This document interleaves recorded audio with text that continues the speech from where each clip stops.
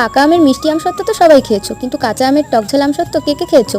আজকে আমি বানাবো কাঁচা আমের টকঝাল আমসত্ত্ব।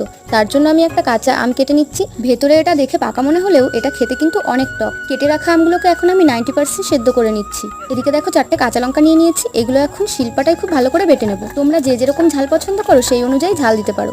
আমটা আমার সেদ্ধ করা হয়ে গেছে আর এটাকে আমি ব্লেন্ড করে নিয়েছি। ব্লেন্ড করা আমটাকে আবারও কড়াইতে দিয়ে দিলাম, আর সেদ্ধ করার পর যে জলটা ছিল সেটা আমি এর মধ্যেই দিয়ে দিয়েছি।